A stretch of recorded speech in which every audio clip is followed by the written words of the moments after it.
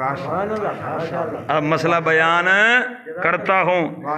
مولویوں کو پابند کرنے کا طریقہ یہ ہے کہ پہلے قرآن کی اہمیت منواؤ ان سے، 3 اس کمال منوا لو، یہ بات منوا لو گے نا پھر کوئی مسئلہ نہیں۔ پھر مولوی جو ہے نا وہ کوڑکی میں کیا ہو گیا ہے، کھڑکی میں پھنس گیا ہے وہ ہے۔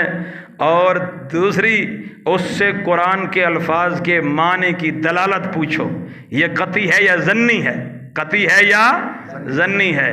وہ ذرا گھٹی بھرے سی ہیں، قطعی آدھے والی پھنس دیتے، ظنی آدھے والی ہاں، لیکن کوئی آدمی قرآن کے الفاظ کے معنی کو ظنی نہیں کہہ سکتا۔ قرآن کے الفاظ کے معنی قطعی ہے، کیا ہے، قطعی الثبوت ہے۔ یہ سفر ایک دوسرے کے ساتھ جاری ہے۔ اب مسئلہ میرے معزز سامعین کیا ہے، اختلاف ہوا، اختلاف مشہور و معروف، لیکن یہ خصوصیت کے ساتھ یہ درس ریکارڈ کرایا جا رہا ہے۔ اختلاف یہ ہوا ہے کہ کیا آیا عیسیٰ علیہ السلام آسمانوں میں اسی جسم کے ساتھ زندہ موجود ہیں اور قرب قیامت وہ نازل ہوں گے یا نہیں؟ یہ کیا ہے، اختلاف۔ اس میں کیا آ گیا ہے، اختلاف۔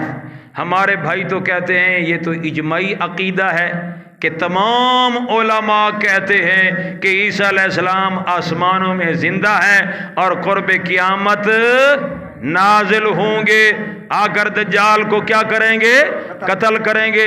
یہ حضرات کہتے ہیں کہ یہ اجماعی عقیدہ ہے۔ ذرا ان سے پوچھو آپ کا یہ عقیدہ قرآن سے ثابت ہے یا حدیث سے ثابت ہے، سنت سے، یا یہ عقیدہ اجماع سے ثابت ہے یا قیاس سے؟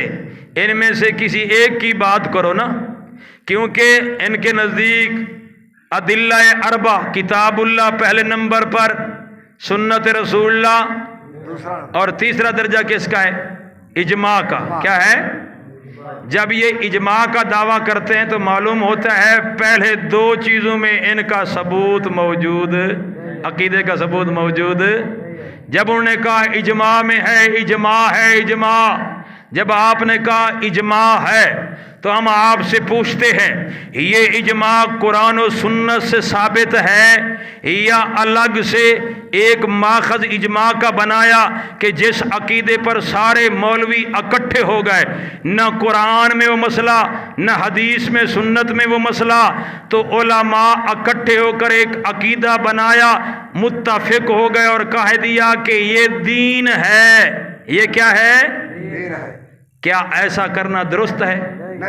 کیا لوگوں کے اکٹھا ہونے سے سارے علماء اگر کسی ایک مسئلے کو دین کی حیثیت سے پیش کریں، اکٹھے ہو جائیں اور کہیں کہ یہ مسئلہ دین ہے اور اس پر ایمان رکھنا ضروری ہے، اور وہ یہ کہتے ہیں کہ کیوں اس کے اوپر تمام امت کا کیا ہو چکا ہے، اجماع ہو چکا ہے، ان سے پوچھا جائے یہ جو اجماع کا آپ نے دعویٰ کیا ہے یہ اجماع قرآن سے ثابت ہے تو پھر اس کو اجماع نہ کہو، کہو کہ یہ قرآن کا مسئلہ ہے۔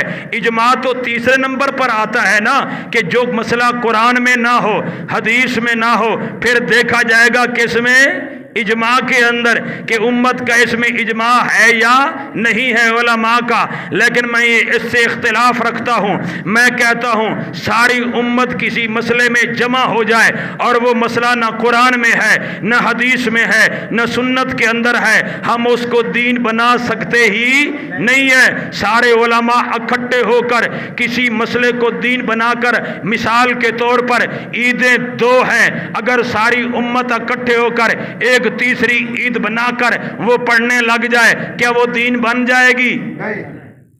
نہیں بنے گی۔ اجماع تو ہو گیا، اجماع تو ہو گیا نا، تو وہ دین بنے گی۔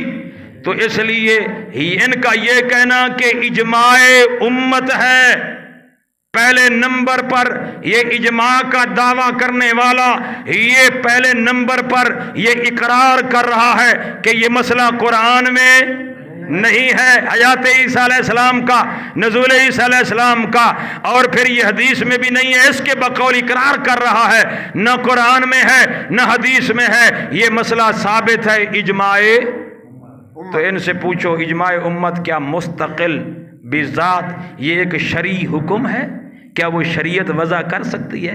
ان سے یہ بات پوچھنی پڑے گی، یہ خود وضاحت کریں گے اور مانیں گے کہ ایسا اجماع جو قرآن و سنت میں موجود وہ مسئلہ نہ ہو تو وہ اجماع باطل ہے، اس اجماع کی کوئی اہمیت نہیں ہے۔ تو لہذا اجماع کا ماخذ تو یہ تسلیم نہیں کیا جا سکتا، اور یہ لوگ کہتے ہیں نہیں قرآن سے بھی ثابت ہے، سنت سے بھی ثابت ہے، اور اجماع سے بھی کیا ہے؟ ثابت ہے۔ اب میں سب سے پہلے اپنے عقیدے کی وضاحت کرتا ہوں، اپنے عقیدے کی وضاحت کرنے کے بعد اس پر میں آپ کو دلائل دیتا ہوں، اور دلائل کے بعد پھر ان کے دلائل کا آپ کی خدمت میں کیا رکھتا ہوں؟ جواب۔ وہ کہتے ہیں قرآن سے ثابت ہے، کیا دلیل ہے ان کے پاس؟ ہے حدیث سے